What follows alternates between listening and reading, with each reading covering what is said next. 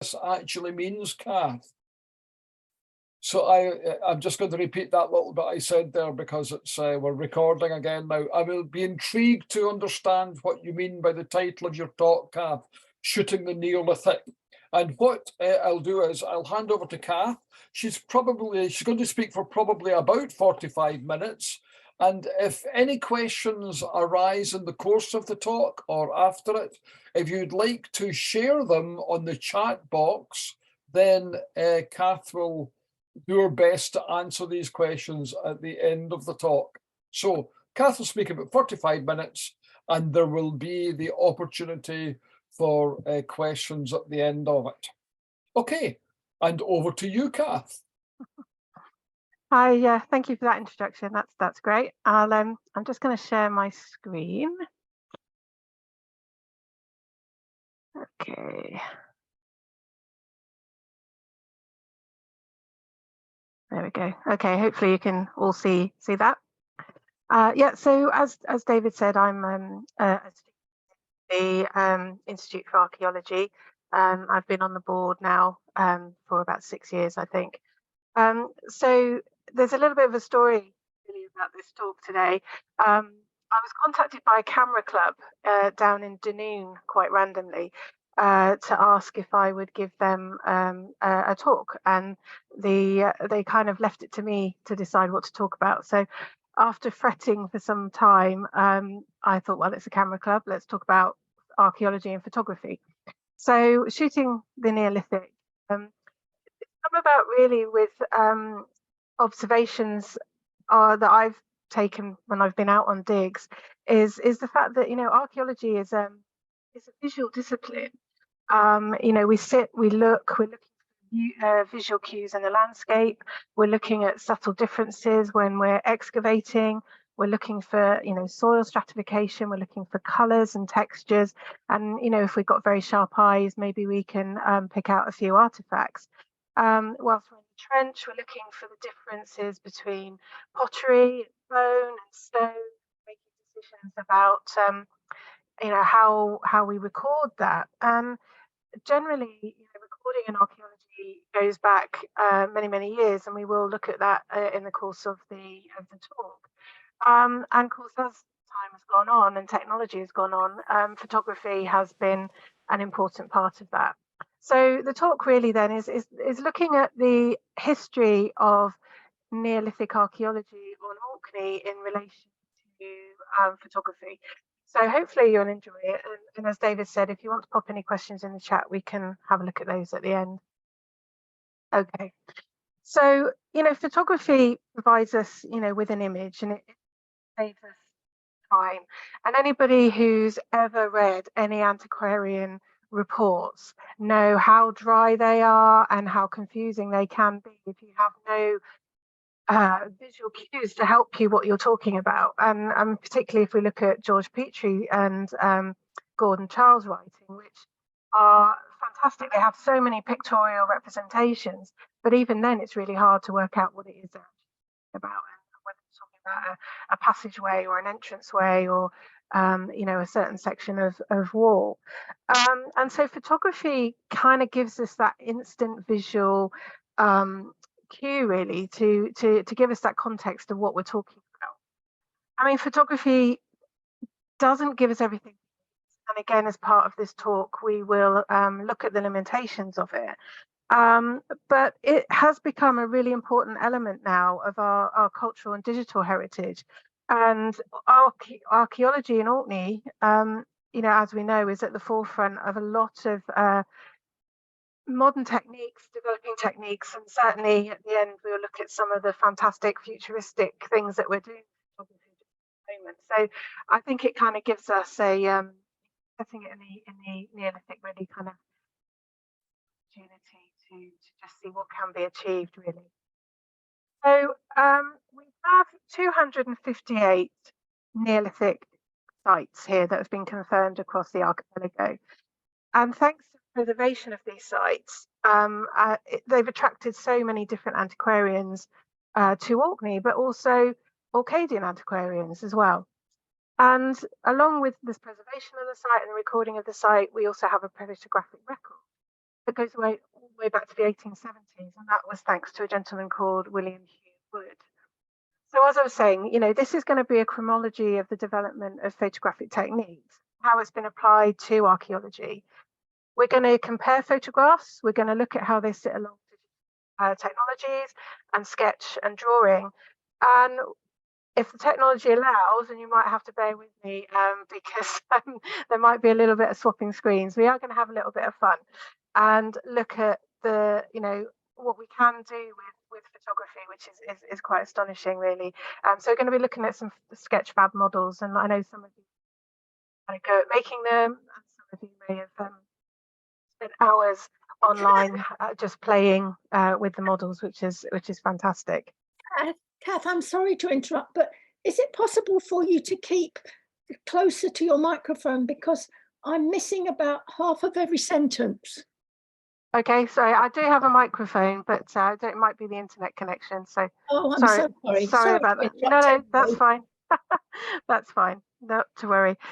Okay, so the first thing I'm going to start with is to look at a gentleman called Thomas Kent. So firstly, I'd just like to thank Orkney Archive and Library for giving permission for me to use these images. But Thomas Kent is a fascinating case study, really, about how important photography is. And some of you may go out and photograph the aurora, or may go out and photograph the landscape. And it's only really when you come back to those images 10, 20, 30 or 100 years later that you realise just what an important resource these photographs are and how they contribute to our digital heritage record. So Thomas Kent, then, we owe him such a debt in relation to understanding the archaeology of Orkney. And his photography is just so valuable to our perception of changes in the past. So here is the gentleman itself with his fantastic moustache, and some of the images which we'll talk through in a minute, how important. So the man himself, he was born on the island of Ede, so one of the Orkney Islands, and he moved to Firth, which is, some of you may know, which is near Finnstown. However, he then emigrated to Chicago, which is where he trained as a photographer, and he set up his own business before he returned to Orkney. So on his return, he actually set up a shop, which I'm not entirely sure, but it's opposite the cathedral. So I don't know if it's where the Longship is, but it was one of the shops along there. And he would go out photographing both commission pieces, but also pieces for interest, using a box camera and also glass plates. And he did this until his death in 1863. And as I was saying, I mean, these are really important images here that have been captured. So on the left-hand side, we have the Buryan Pictish stone, which is now in the Orkney Museum. And again, we can just sort of see the fantastic detail that we have in the stone, with the eagle and the mirror at the bottom there. We don't have a lot of Pictish remains here on Orkney, predominantly because we tended to have stopped at the Viking archaeology level. So we know where they were there, but they're still quite ephemeral. So having an image like this that we can see after its excavation, gives us some more context to the actual artifact itself. At the top middle there, we have the stones of Stennis, and they look very different. And you might be able to see the fact that the field has been ploughed, and actually that you can't quite see, but sort of towards the edge of the slide is actually a recumbent stone. So we're looking at a time before the stones were actually uprighted again. Behind it, we have the watchstone, and obviously what we now know is the ness. And I love this photo because it's almost like the ness is there waiting to be discovered. At the bottom there is the construction of the seawall at Skara Brae. So, even at Gordon Child's time, he recognised the importance of protecting this site. And what Thomas Kent was very good at is that a lot of his pictures actually include the workmen. So they're not concentrating on the great and the good, they're actually concentrating on the local people who are there actually doing the work. And you can see the men there constructing the wall. And the one on the right then, that's one of his last images. And as you can see, that's the glass roof over House 7 at Skara Brae. So again, showing to us how very early on of the carvings within House 7 were and how they were recognised as being important, and attempts that were made to preserve them. What his photos also do, which is fascinating, is if you look at the collection of Skara Brae ones, is the rate of coastal erosion, the rate of landscape change over that time. And so, as I said, we do, owe this man such a debt of gratitude. But also, and any of you who perhaps go on Twitter or have read current archaeology will know that a couple of years ago, he was right in the middle of a bit of a controversy. And thanks to his images, again, they've kind of changed our perception, particularly of women and women in archaeology. So here we have Gordon Child himself, and some of you who have the Indiana Jones films probably know that the character Major Toth, who was the chap in the leather coat who had the burnt image on his hand, was actually based on Gordon Child. And as I was saying before, images of people from Orkney actually being involved in excavations, so on the beach, sieving, and Gordon Child was one of the first archaeologists really to start to look at the minutiae of excavation, and from him we have so many of those fine details: animal bones, fish bones, beads. And quite often antiquarians, particularly here on Orkney, would have just cleared sites out. So they would have just dug all of the lovely, earth and fines and sand and cleared it out, chucked it in the sea because they're only interested in the walls. And we've lost so much information. And as a zoo archaeologist, and I'm literally weeping when I'm reading where they say the site was cleared out, or they found a collection of animal bones which were dumped, and the kind of things that we really want to look at now as archaeologists, which weren't given a second thought, back in the early days. And I think these images really sort of capture something of the time there. Okay, so the next slide, of course, hidden in plain sight. So if you look at the image on the left, so we can see this is Gordon Child emerging out of the floor of structure 8, so the workshop. We've got the chaps sitting around in the background. And again, looking at the landscape, you can see in the far distance the fisher's cottage, which is no longer there. Well, the walls are there, but most of it is now gone. So it gives us a snapshot of kind of what was going on. Now, the two ladies there, the thinking was that they were just two visitors, that they were ladies who just came to visit and came to look at the site, and nobody really paid it too much attention until a few years ago when somebody realised that one of the ladies is actually holding a trowel. And so an investigation in 2019, which was mostly conducted on Twitter, discovered that the ladies were in fact two archaeologists. They were Margaret Simpson, who is actually mentioned in Charles' autobiography, and Margaret Mitchell, who actually graduated with a PhD in archaeology from Glasgow.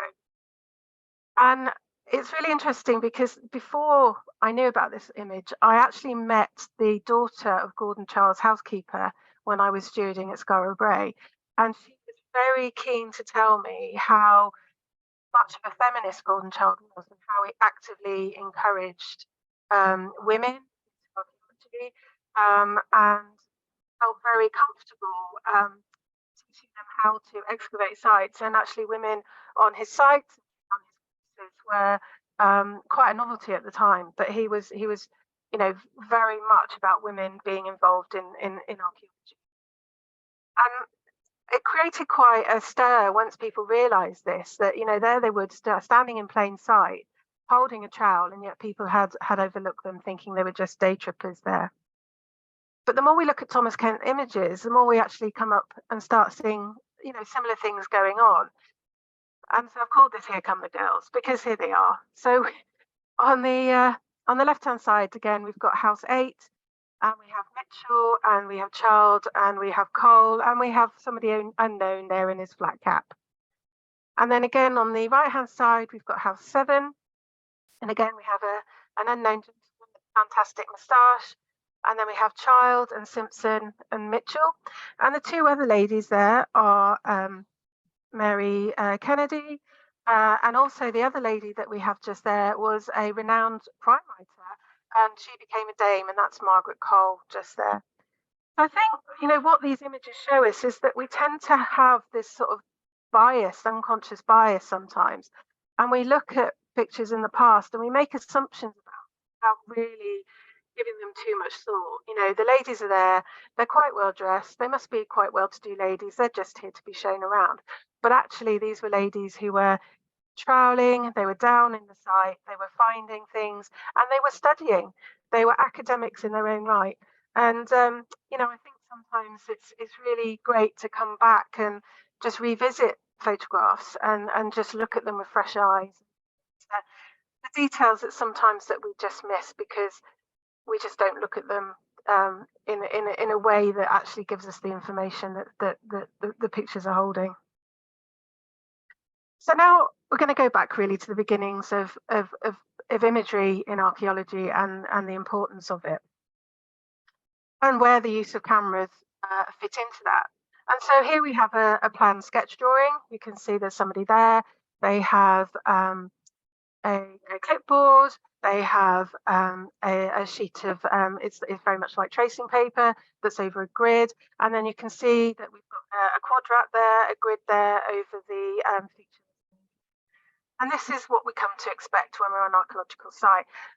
And drawing like this will never go, it will never be out of fashion. It's something that we have to continue. The reason being is that whilst photography can give us a digital record of the excavation, it can give us a record of the finds. We can do all these magic things like 3D photogrammetry with it. We can have, photographs from the air. We can use GoPros. We can convert the images into GPS LiDAR. What we can't do is give any scale. We can't look at the feature in its entirety.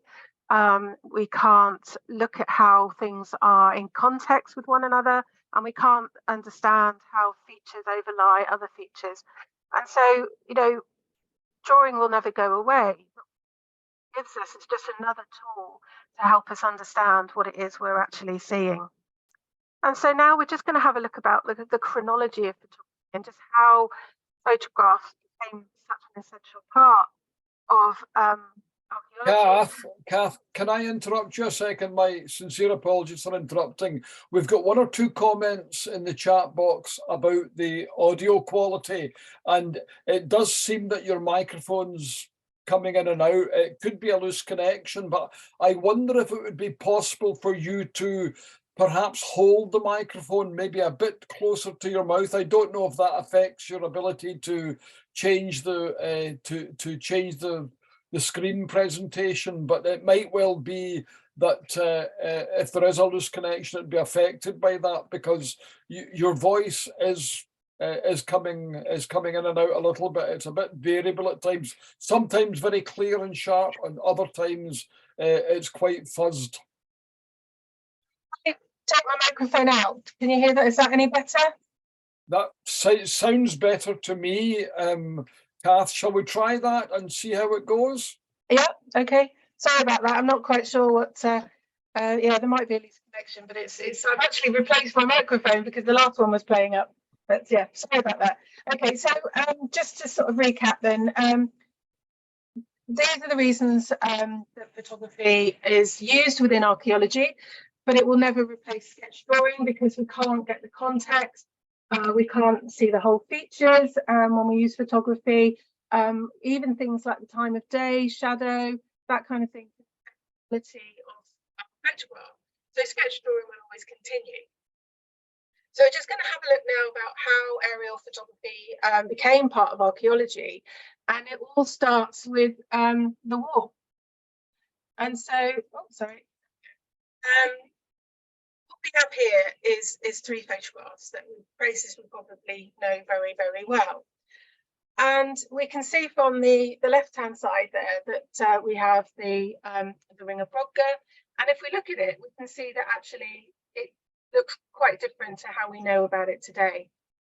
Now, aerial photography itself was first used in 1858 in France, and that was by a gentleman called Gaspard Félix Tournachon, who was taking photos of Paris from a hot air balloon. We got involved in aerial photography in 1882 when a was used by meteorologists who were taking photographs from kites. Then during World War I and reconnaissance photography came into the fore. And it was actually commercialised in 1919 by ex-servicemen as a way of looking at the post-war landscapes, to look at areas for development, to look at damage that had been done during the bombing campaigns. And so the skill and the expertise of those photographers were of such high quality that cartographers started to use the images to use in environmental and then into archaeological surveys. And so depending on how they actually took the images, vertical way, they can identify features like rock marks and so identify previously unknown archaeological sites. And by stitching those photographs together, they could actually then give a stereogram and panoramic images, which are kind of like an early version of 3D. And that was really useful for, again, looking at landscape features and landscape survey, and again, looking at how landscape changed over time.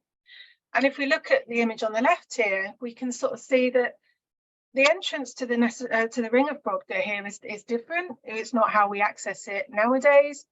Obviously, we have a ploughed field to the left-hand side.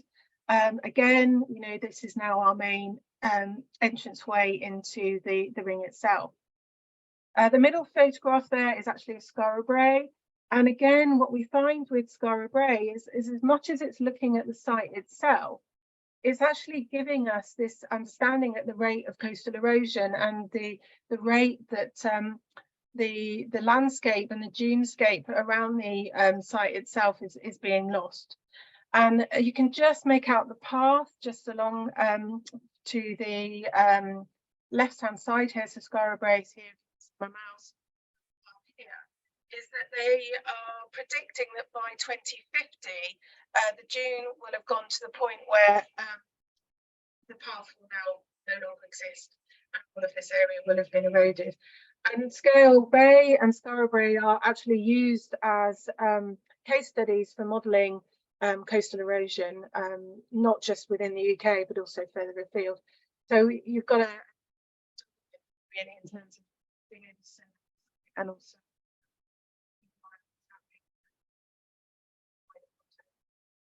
Kath, we've lost your sound. Have you lost it completely? It just went completely there for a bit. Sorry, I don't know if it's my internet maybe. Sorry.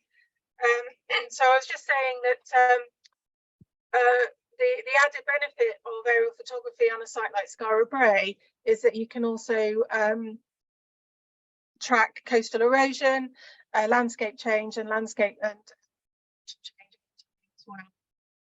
The image then just on the right hand side is Maze Howe, so a slightly different image to what we would generally see when we're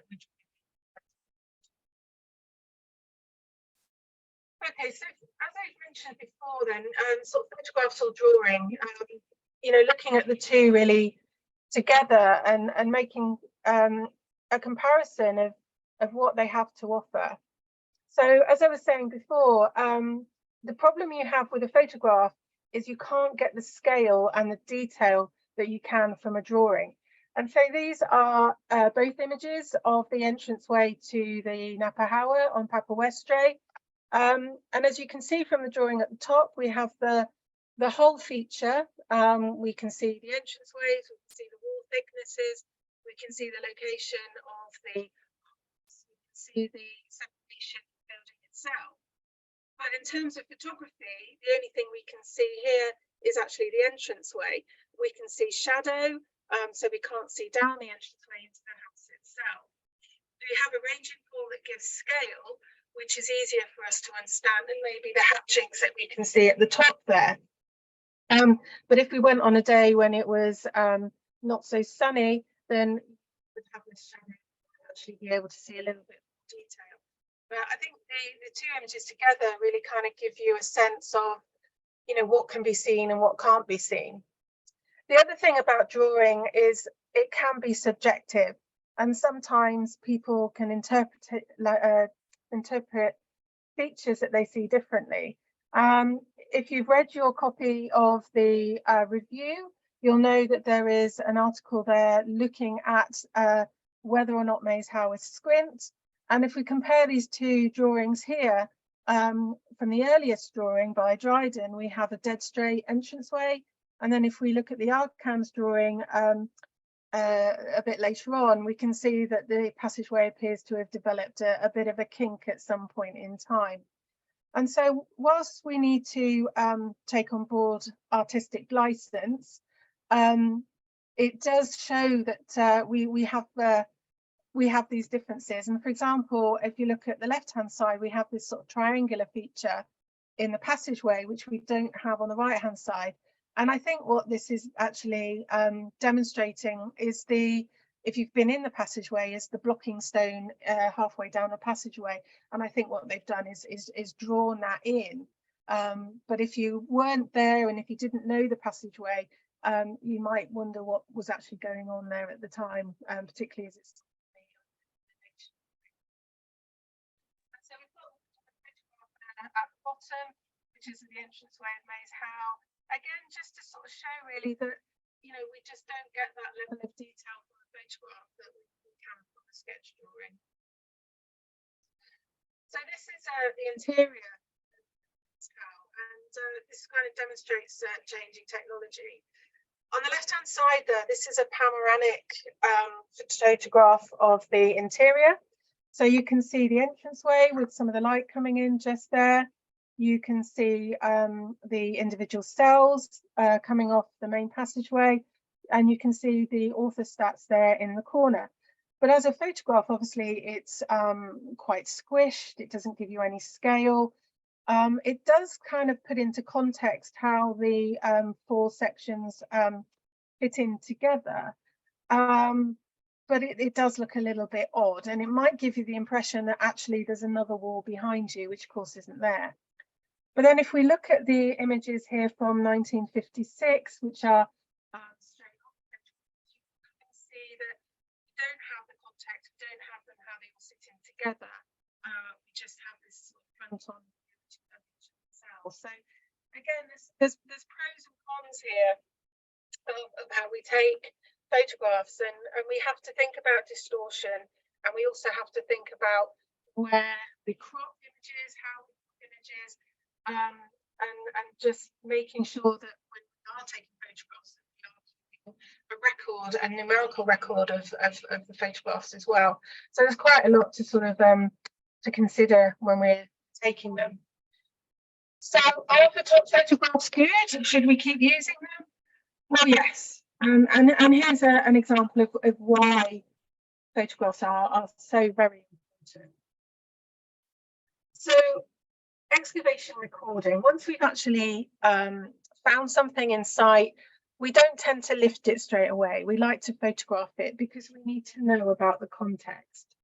And by context, we need to know where it is in relation to other things.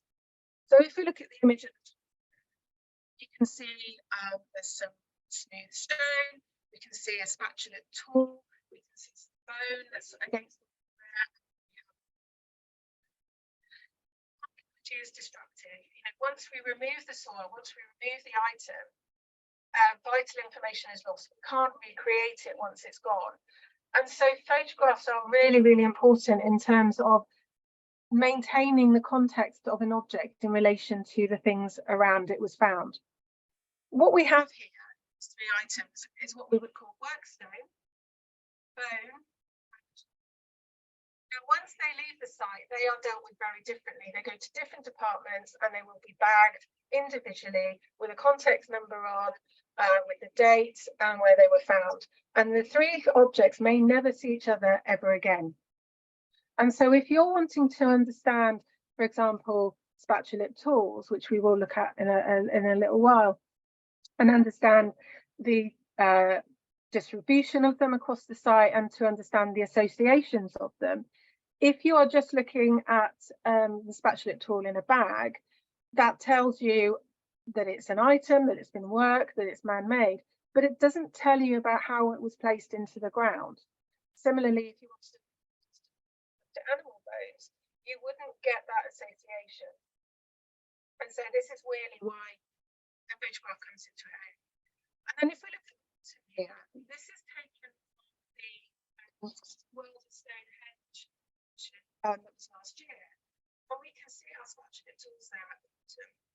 Now, these are completely and utterly out of context. You know, they are items from the nest, they are items that are man-made, they are items that hold great interest to us. But they are separated from the site, they're separated from Orkney, and they are out of the bag that has all that important information on.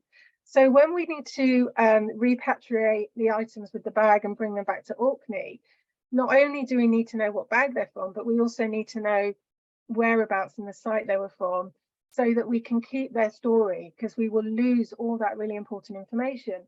So when researchers come along and they want to answer all these questions, like me, when you're going back to antiquarian references and just trying to work out how things are in association with one another and what that can tell us about ritual and practices and customs, it's such important information to use. And just by taking one photograph there, we have a story here of purposely placed items within a section of the nest that seem to be placed within a corner of a wall feature, and what that can tell us about the people who placed them there.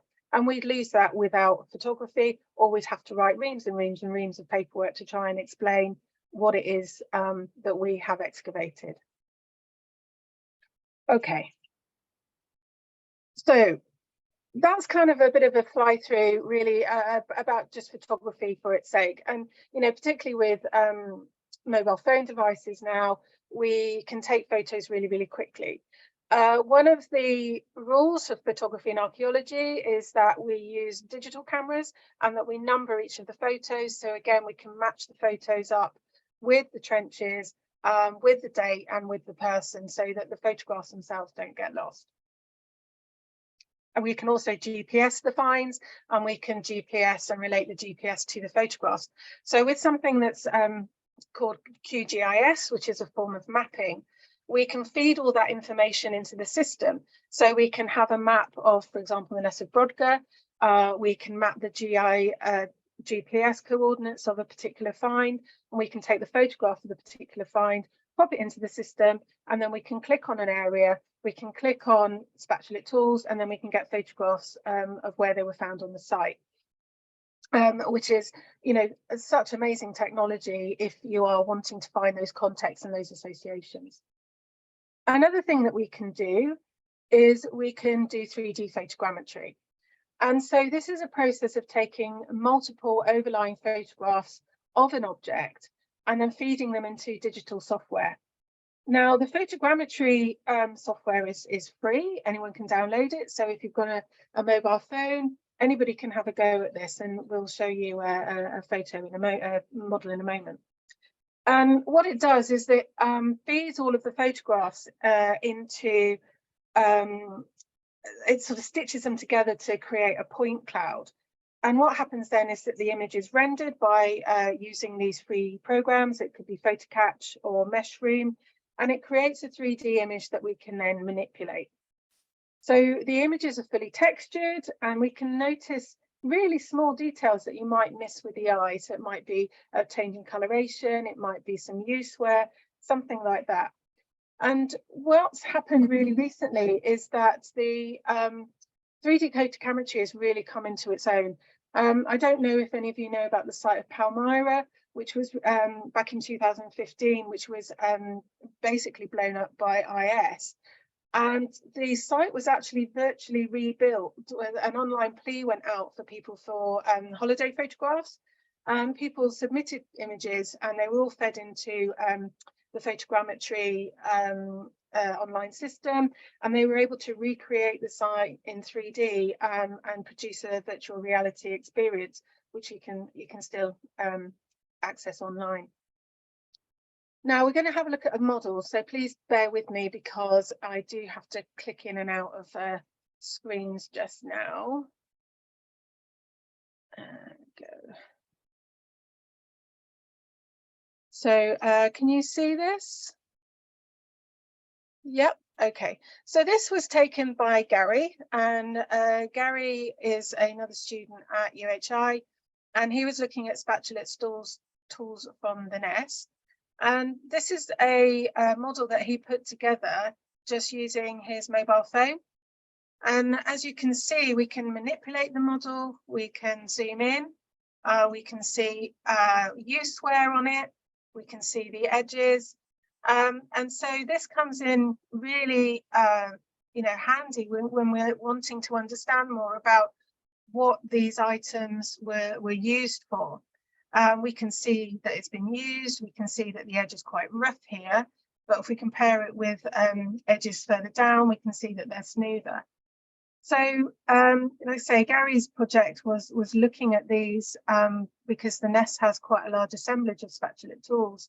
And this is just something that he did very quickly. And you can see that, even with a sort of just a mobile phone, you can achieve something that's, really quite important and gives us quite a lot of information. So I'm just going to go back to my main screen. So I might have to stop sharing. So please bear with me.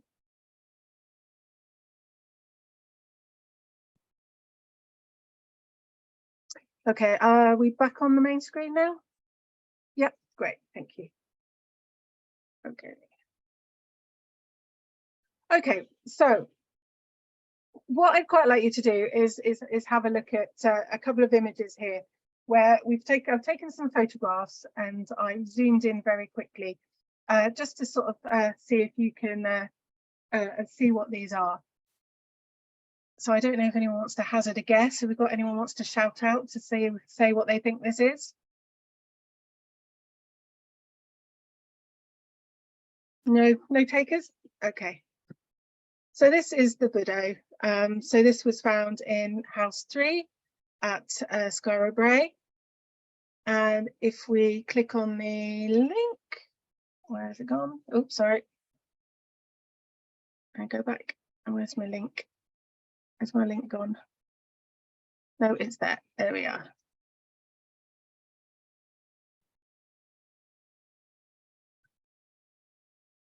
No, okay. So it was working just now, but we'll go on to another thing and see if we can click onto this one. So we've got another item here, and this is our carved stone ball. So hopefully this link will work. Yeah, there we go. Can we see that one?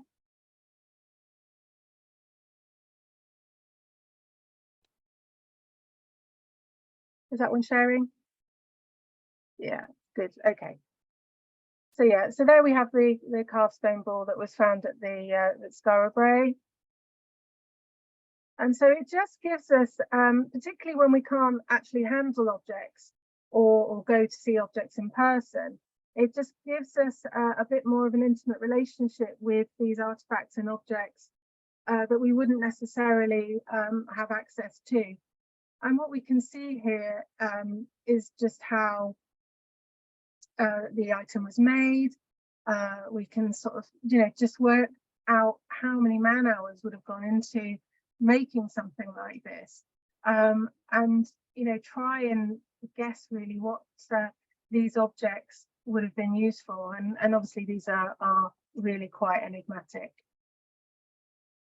Okay, so sorry about the clicking in and out. It's there we go. Okay.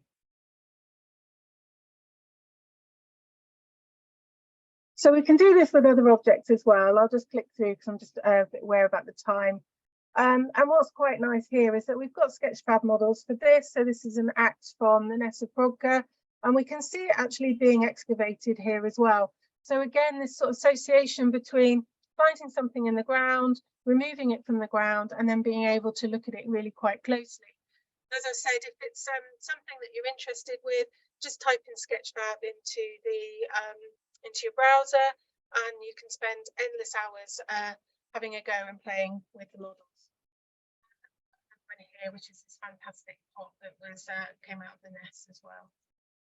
Okay, so as well as finds and artifacts, we can use Sketchfab and 3D photogrammetry architecture as well. Some of you may have seen the BBC programme that was taking laser images of cities across Europe.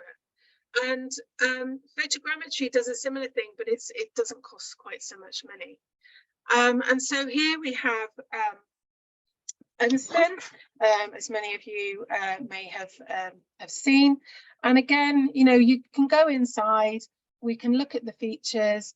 But if you're not in Orkney, or if you want to understand how the monument as a whole works, how it was made, then you know we can click into sorry, I'll do that again.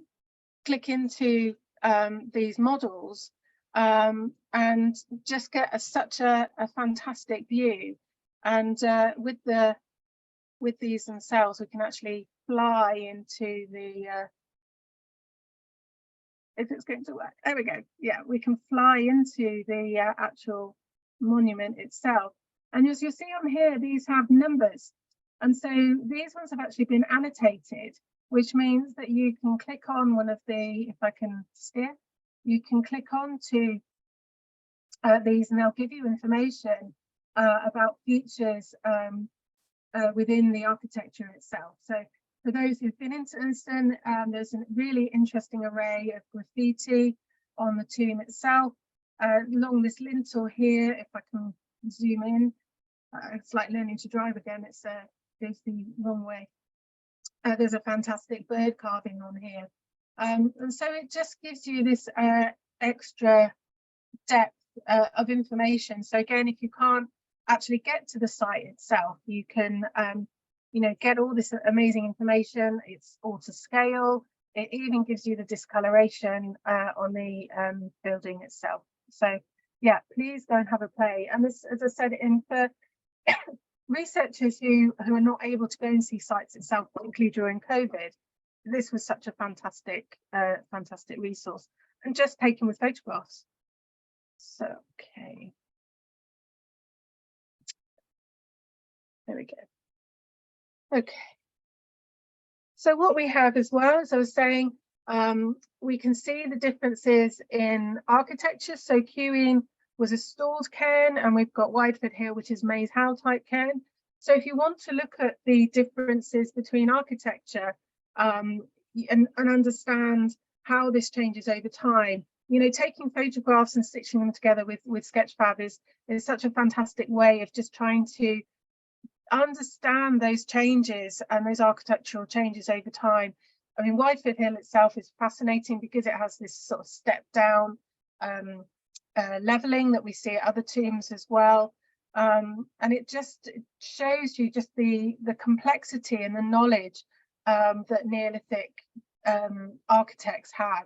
And you know, these people are doing this for the first time. You know, they're building these fantastic monuments in stone and dwelling in stone, and are having to learn how to make these amazing sites.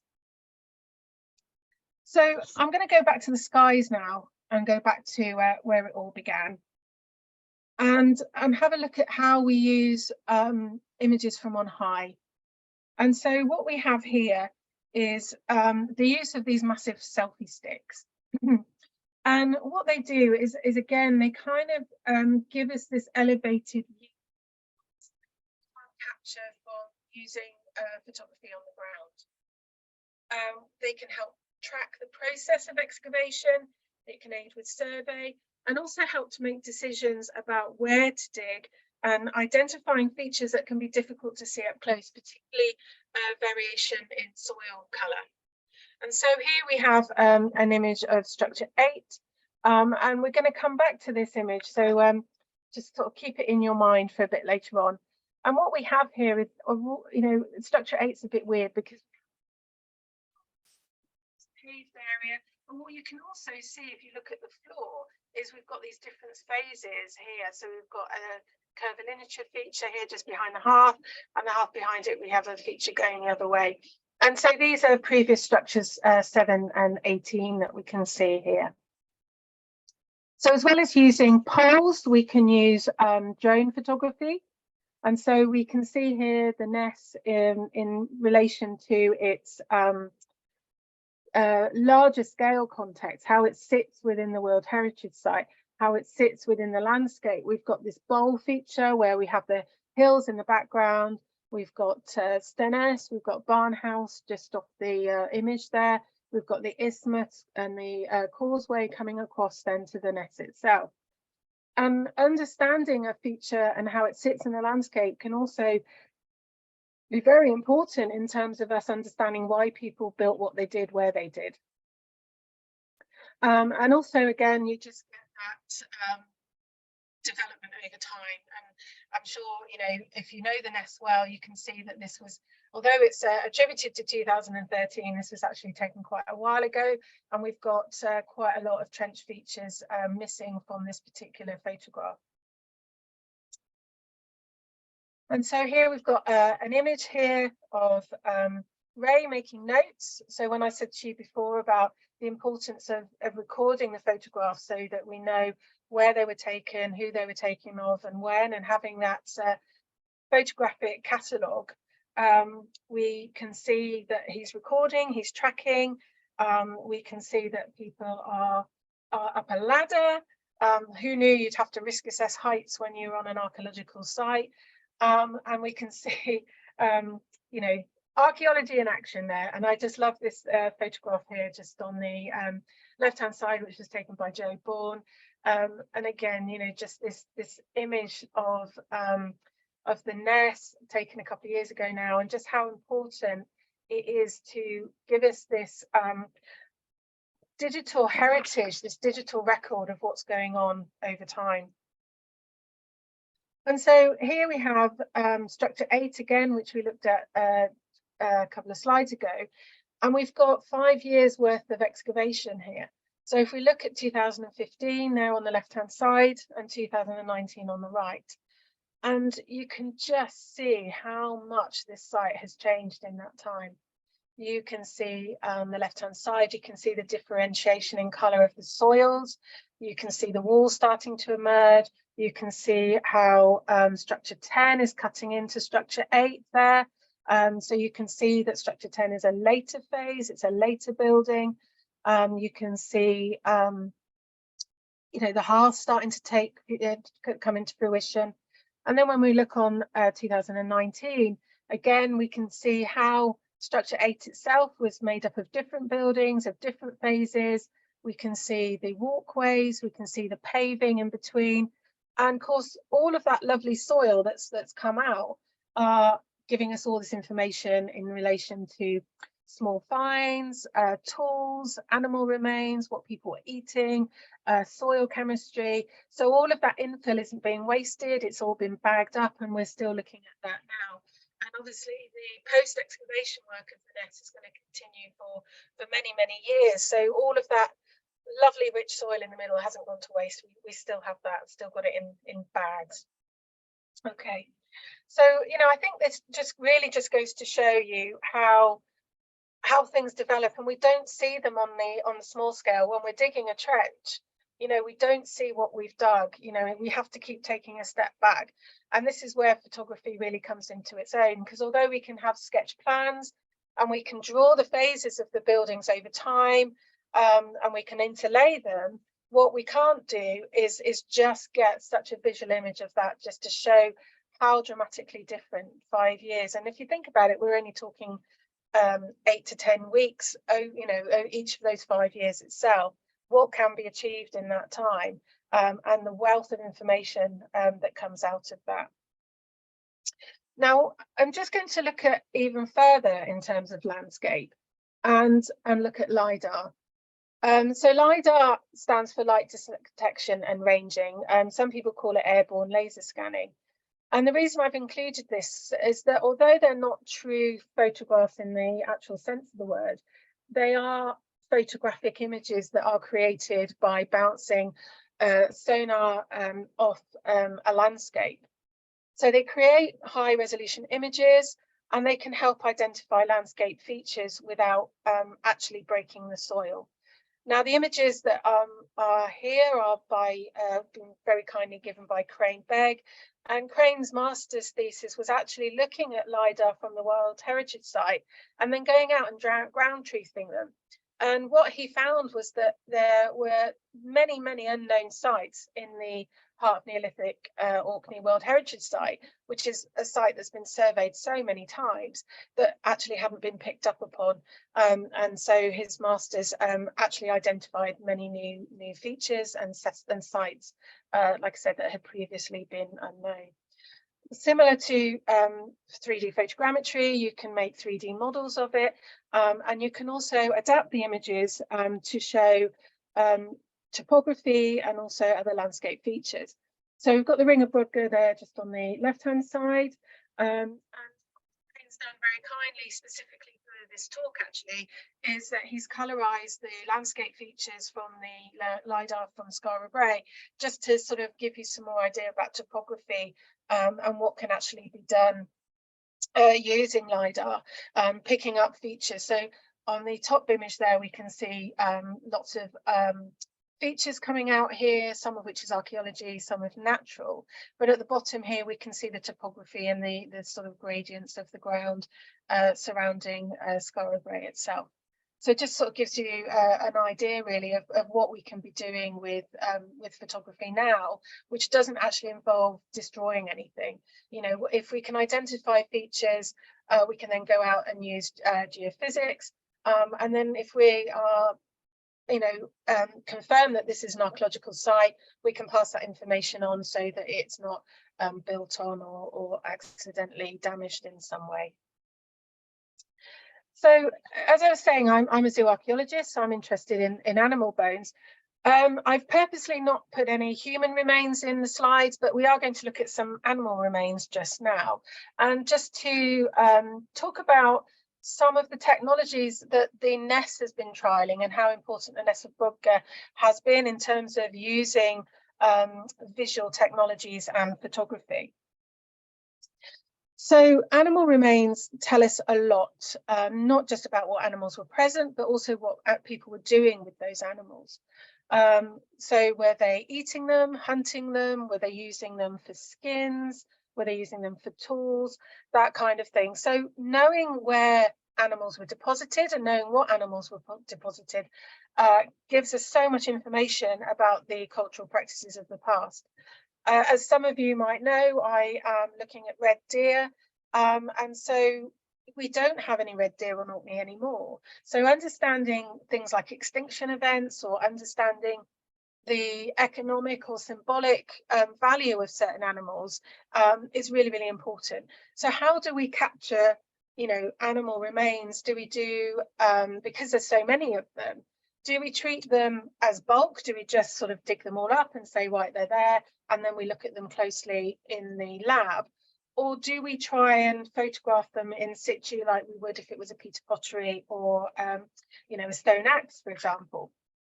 And because historically animal bones have been dismissed, you know, we have got massive gaps in our archaeological knowledge, you know, about animals and particularly about wild animals.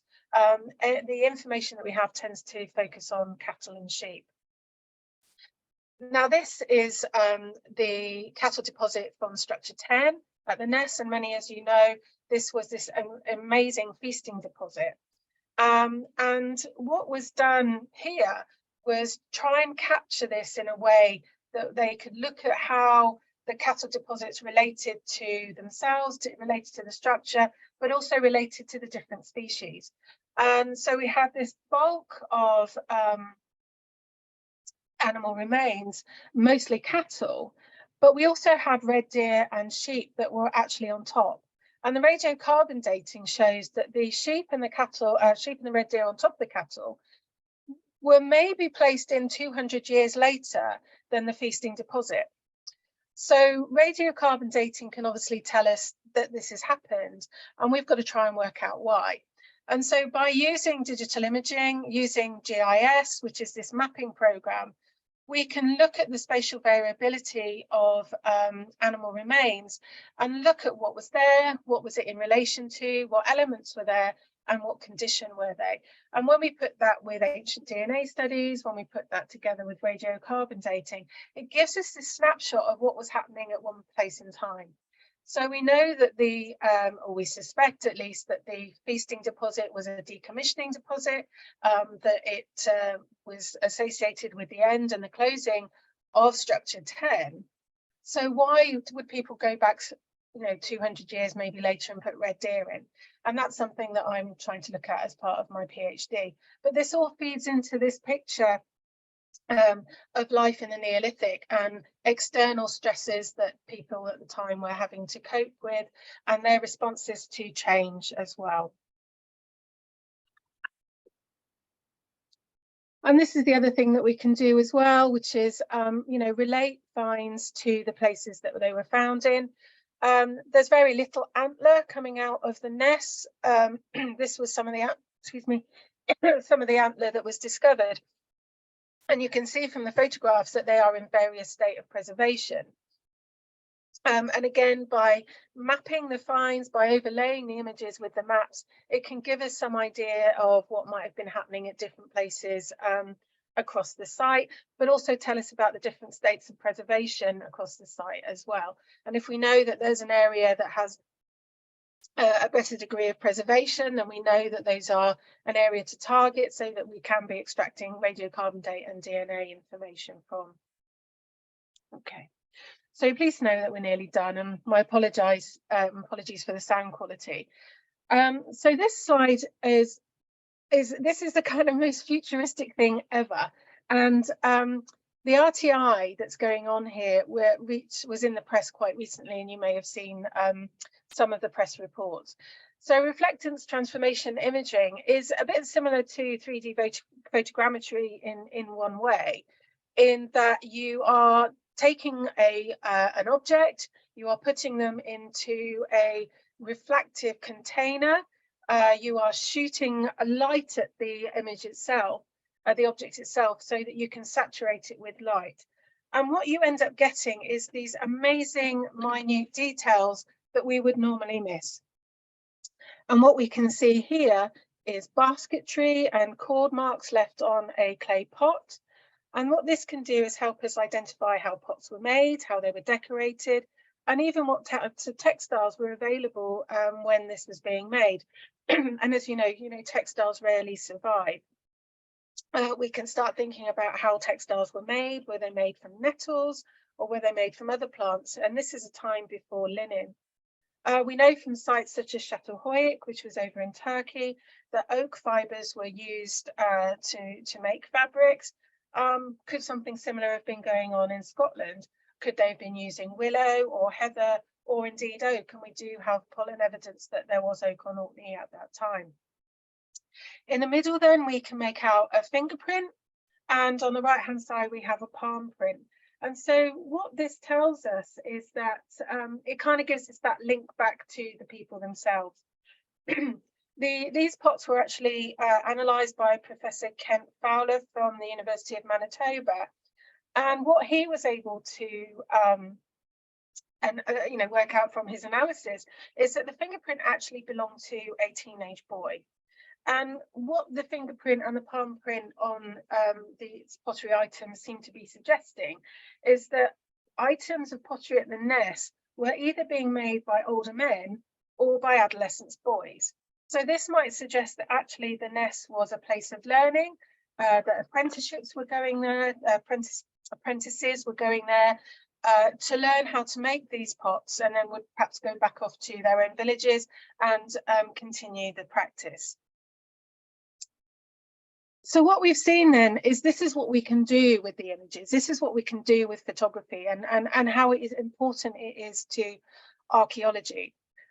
But advances in technology, whilst they are providing new evidence of how people lived, do leave us with a bit of an issue. How do we preserve the record that we have? I mean, just yesterday, I'm going to a conference in Croatia, and just yesterday, interrupted, massive panic, to find other ways of recording my PowerPoint. So how do we make sure that we do not lose this database? And anybody who's ever used floppy disks know how quickly things become obsolete. So whilst we have a obligation to record this information, we also have an obligation to preserve it, but to store it correctly and to update it, and also to make sure that we get financial support and time to do all this as well. And whose responsibility is it? You know, who is responsible for making sure that this resources are preserved with posterity? Because we look back at Thomas Kent and we look back at how important his images are to us now, and the images from the Nessa Brodgar or the Kents or any of the sites here on Orkney, because of the level of preservation we have here, will be used by people globally to look at the Neolithic in context and to look at what was going on here and what they can learn from the people from the past of Orkney in the context of where they are themselves.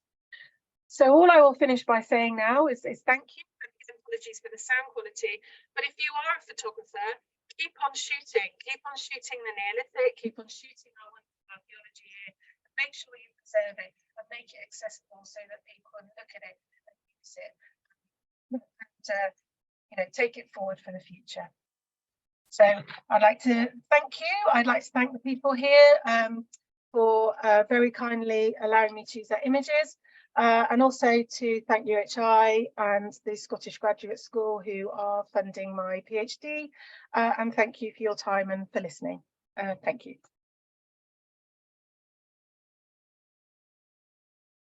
I love your final image there, Kath.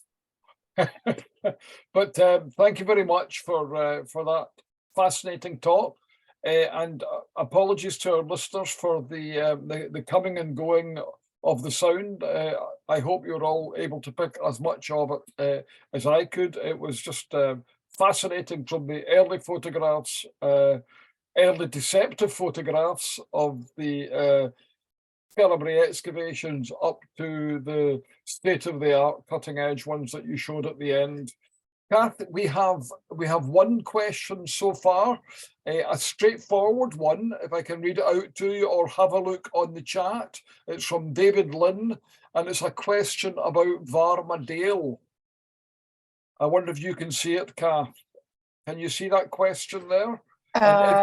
Let me just scroll. Oh yeah. Varmdale, oh yeah, yes. Okay. No, could you just read it out? Could you just read it out, Kath, says, before you try to answer it? Thanks. Yeah, one of Kath's early slides mentioned Varmdale for, I think, being Orkney's earliest known settlement. Is this an active investigation project or something from previous work archives? Yeah, Varmdale's really interesting. So Varmdale is part of the Bay of Firth project that was undertaken and led by Colin Richards back in about 2016. So he was looking at sites along, so from the bottom of Whitefoot Hill across to Kewin Tomb, and then along the Bay of Firth area, round Finstown and kind of further round. The sites are no longer active. There's a fantastic book, which is Neolithic House Society's book, and there's lots of chapters in there. Why Varmdale's particularly interesting is because it has the earliest grain that's been found on Orkney, and so that kind of pushes the dates back quite a little bit in terms of our understanding of when agriculture was started here on Orkney. You know, we're starting to find these evidence of very early settlement, which intriguingly generally tend to have been wood, and then they have this transition to sort of mid-Neolithic, where we start to get this monumentality, and building in stone. So if you do get a chance to look at Colin's book, it is a weighty tome, but it just gives us more insight, because our understanding of early Neolithic Orkney comes predominantly from the Nap of Howard, which itself needs some kind of reinvestigation and recontextualizing in relation to the work that Colin and others have done looking at these Bay of Firth sites. So yeah, do Google it if you can, and have a look. But yes, there's some excavation reports there that are worth looking at. Thanks for that, Kath. There have been a number of very complimentary comments about the talk in the chat box. I wonder, Kath, if I could ask a question and make an observation. The question is, where is the evidence for the pushing back of Skara Brae by the 200 years that you have that you mentioned in your presentation at the in the early photographs? And it's a kind of related observation. I was struck by your elucidation of the photographs of the two women archaeologists alongside the great Gordon Childe photographs. And I was struck by the fact that looking at these photographs much later, we are, in a sense, tricked by the posing of the photographs into thinking that the two women are adornments to the scene rather than integral parts of the process that was undergoing. And what plays into that, of course, is the underplayed role of women in archaeology, as most recently seen in that film, The Dig, where the female archaeologist was really a part of the romantic narrative. And her role as an archaeologist was underplayed. And I'm just wondering if in 100 years' time, if some of the technologies that you've outlined to us just now, fascinating technologies, I wonder if there is there'll be the chance that what has been shown will be seen in a quite different light from how we look at it in the 2020s. Oh, there's a lot there. What fascinates me, I'm in my 40s, and I remember at school in a history lesson learning about how Stalin used to doctor photographs and remove people who he didn't like anymore or had killed. And I remember being really, really shocked by that. And one of the concerns I think we have now is that we do that now without thinking about it. We crop people out. We take photographs, for example, on Instagram, and we manipulate them to convey an image or a message that may not necessarily be the truth. And so it's something that's always been done, but of course the technology now allows us to do that in quite scary ways. And I think, we have these preconceived ideas about the past, and we see the past through a certain lens. So if we think about Skara Brae, for example, we think of the Laird. The Laird discovered Skara Brae. And of course, that's probably not quite the case. He might have seen it out the window, but he would have sent people down to look at it. And we forget the other people who were involved. We think of Gordon Childe, but again, we don't necessarily think of the people who were there. And I think that's what I love about Thomas Kent's images, is that they focus on the others, they focus on the women, they focus on the paid labourers who were there and actually digging the site. And we lose that in the telling because we read Gordon Childe's accounts. And of course, quite rightly, they're about the archaeology, but we just lose that sort of human side of it. And people who were lower class and women particularly are often written out of the narrative. So, this is where his images to me are so important. And again, if you do go and look at Thomas Kent's images, I mean, there's some beautiful, beautiful images of just everyday people doing everyday things, and those are the ones that are most important, because we know about the people who live in the big house. They leave us lots of written evidence, they leave us portraits and then later photographs, but the everyday people are often left out. And in terms of archaeology, we shouldn't forget that actually there were other people there than Gordon Childe, so which I absolutely love. Going back to the 200-year thing, was that about the Ness rather than Skara Brae? Yeah. So it's the radiocarbon dating of the red deer bones, which are on top of the cattle assemblage. That's one thing I'm hoping to look at as part of my PhD, is to take some more radiocarbon dating. We do have these big gaps, in the record, particularly when it comes to animal remains. And one of the issues, particularly with the Nap of Hawa, is that they never radiocarbon dated the animal remains. They radiocarbon dated the soil underneath.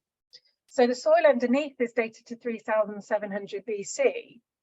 But the first radiocarbon date we have for red deer is not until 2,900 BC, which comes from Rousey at the now of Yazo. So, you know, we can't assume that the red deer is the same age as the soil, because obviously it's on top for a start. So it's things like that. So we, I mean, I know this is going off photography a little bit, but it kind of tells us that there's still a lot of work to be done. But also we need to revisit sites, because like photographs, we make assumptions that we know everything there is to know. And new technology, whether it be LiDAR or the RTI imaging or 3D photogrammetry, is actually giving us new insight into stuff we think we already know. Great, Kath. That was a very comprehensive response. Thank you for that.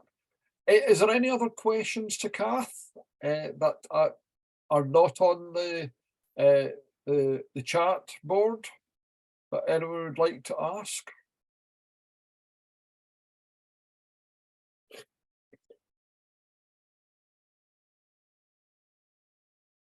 There's a long contribution from Vanita Eden. Shall I read that out? I focus on photographs myself, so love it all. Questions about the tech, because it relies on having the funds for kids' education, the scientific background, and manage the kit and seek lab space, etc. Absolutely. My fear is that this can have the effect of concentrating research back into the hands of a minority. Red flag. Sorry, I've got a smiley face, go away. Red flag there. Regarding perspectives, the male gaze is well documented, and if this tech can be shared democratically and allow for inclusion of all and the less able and enable, it could be fun and give rise to new thinking and new insights. Absolutely. The RTI images actually comes from a lady, so a lovely lady called Jan Blatchford. So yeah, so that's something that she is leading the way in there. So that's brilliant. But no, it's yeah, absolutely right. You know, when it comes to funding excavations such as the nest, data storage is something that's so important. Not just photographs, but just, you know, all the boring things like counting bones and counting potsherds. And whilst at the time it's quite monotonous, but if you need to come back years later, we need to know that those spreadsheets are not only available publicly, but are available because we've kept up with the technology and we've updated and uploaded, and making sure that that data is safe and secure. And that does cost money, because it's something that you can't do once. You have to keep doing continually to make sure that you know, if we upload it to the cloud, that we upload it to what supersedes the cloud. And you know, the floppy disk thing is really, you know, a point in case really, is that, you know, we don't even have the technology to use a floppy disk anymore, and that the amount of data that we may have lost, not just in an archaeological context, but just generally, as we've moved on at such a pace, that there are people who, like you say, don't have the money or the resources to keep up. So yeah, absolutely right. Thanks for that, Kath, and thank you for your contribution there, Vanita. Any other questions to Kath?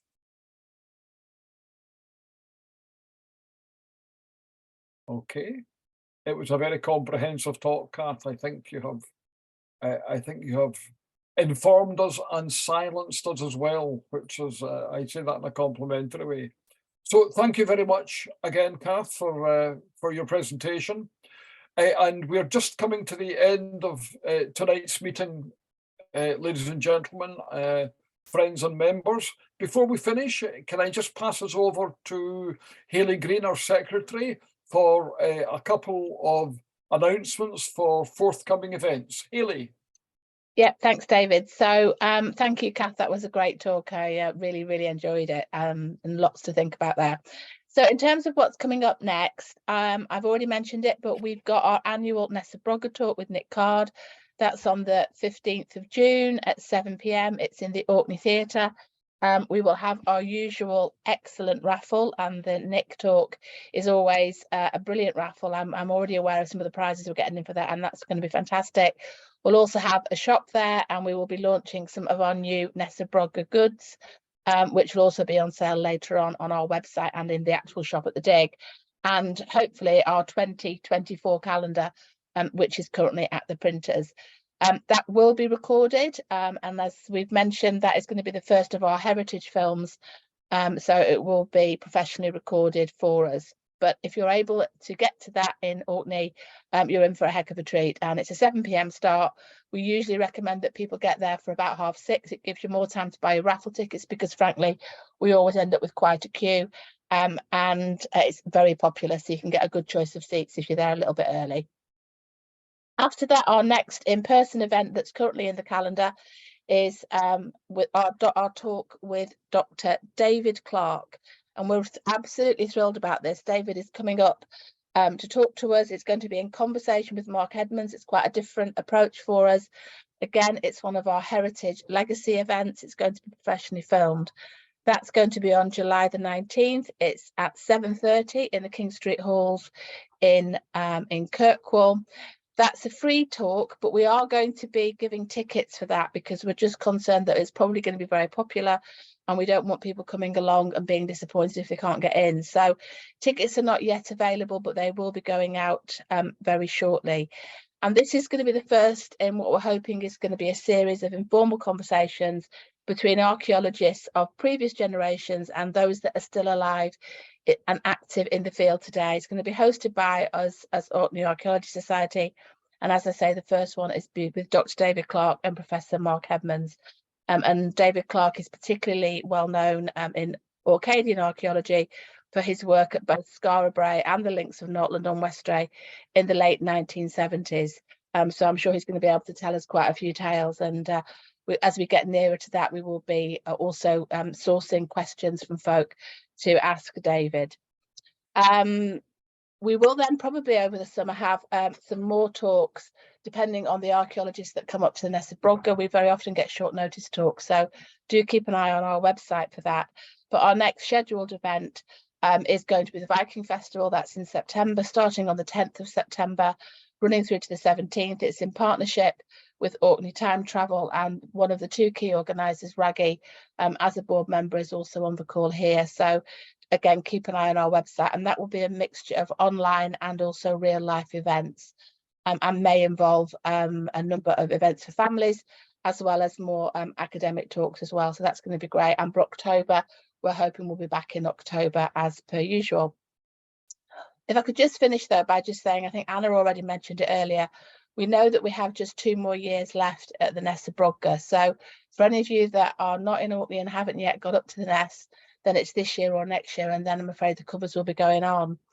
I've got a request from Anne Mitchell, who's one of the organisers at the Nessa Brogger Trust, and Anne and I have worked very closely together in the run up to the Ness. And this year we're expecting there to be lots of visitors, and Anne is really keen to get volunteers to work as meeters and greeters at the site. So you're not going to be on your knees, you're not going to be getting your hands dirty.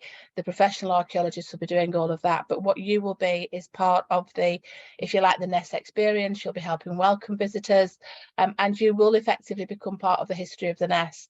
In the same way as Kath was talking about photographs, if you're a meter and a greeter, the chances are your face will turn up on any number of photographs that people will be taking as we're there and as people are around.